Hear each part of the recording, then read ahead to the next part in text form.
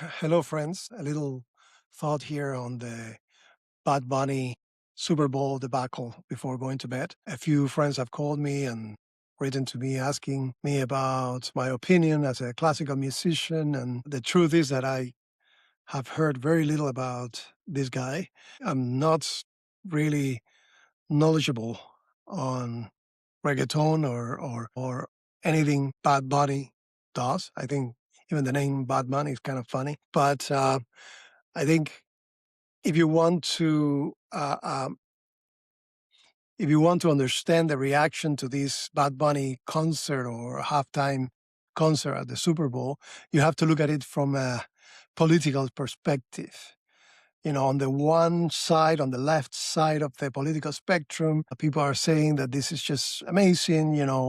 For the first time, Latin culture is exposed at such a high level of audience and in the most important sports event in America. And, that over 100 million people watched. And, this was sang without translation and in Spanish. For the record, if you didn't understand the Spanish, it's not because, you don't speak Spanish. I speak Spanish. I didn't understand a single word he said. I don't understand any words he said whenever I listen to him. So anyways, so you need to look at this from that political compass. On the other side, on the right side of the spectrum, the political right, they're saying that this is, really offensive to the American public because they couldn't understand a word he was saying. American football is such an American tradition. It's not a Latin American tradition. They feel that this tradition has been hijacked. We live in a society that everything is about politics. You watch any ceremony, the Oscars, the Grammys, and it's all about politics. It's about the pins. It's about the slogans, and it's never about the arts. It's never about the music. It's never about what is really important. It's what is currently in fashion.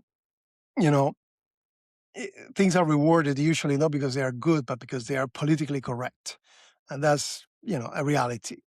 So if you are looking at this performance of Bad Bunny at the Super Bowl from that lens, you'll get what you need. You'll either hate it if you're on this side of the spectrum, or love it if you're on the other. But my issue with this is that no one is talking about the artistic merits of this situation. I mean, like, is this really art? Can the guy sing? What are the things that define a good musician, a good artist? And as a classical musician, I have always sort of defined myself and art through a set of very simple questions. Is it beautiful? Does it move you? Does it is the artistic manifestation representing something that gives meaning to your life? Does it take a lot of effort and craftsmanship?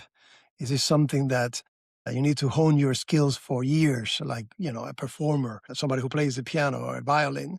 They need to, practice for many years in order to achieve a certain level of master of their instrument. So you can ask the same questions here. If you want to look at this from a merely artistic lens, can he sing? No, the guy cannot sing for his life. And when he tries to sing, he sings out of tune, or he sounds like he's being filtered through some auto-tuned app or system. Can he dance? No, really.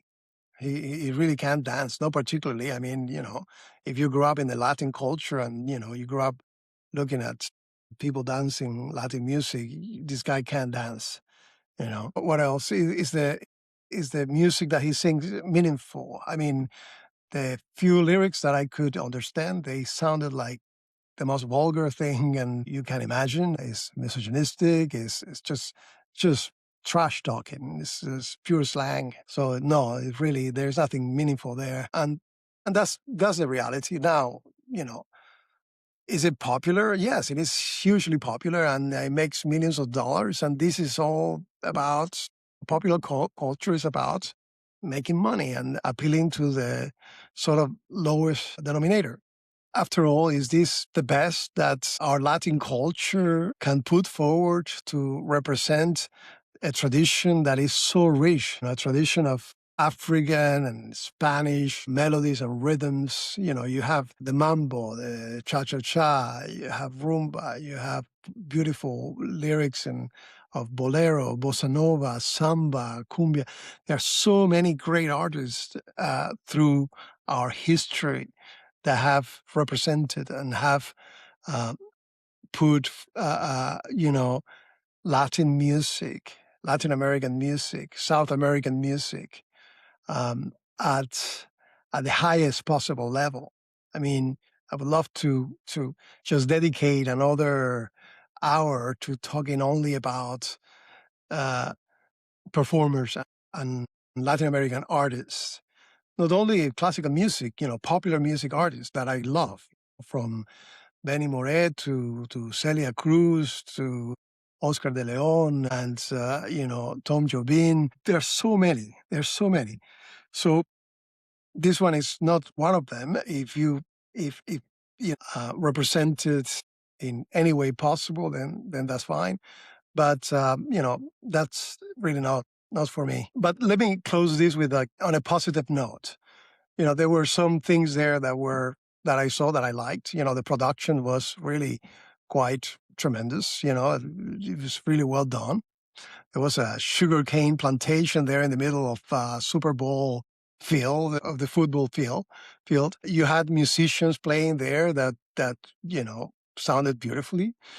You had Lady Gaga singing, and dancing some salsa. She did a very good job. Even Ricky Martin made a brief appearance, and I thought he was going to just sing "Viva la Vida Loca," but he did a good job. I saw Giancarlo Guerrero, conductor, there also conducting. Well, there were some beautiful moments. There was a wedding that was happening while this song was taking place, and that was interesting. So yeah, there were interesting things that happened. So yeah, I guess that's all I have to say. Would I listen to this guy again? Probably not. I don't think he did anything for the Super Bowl per se.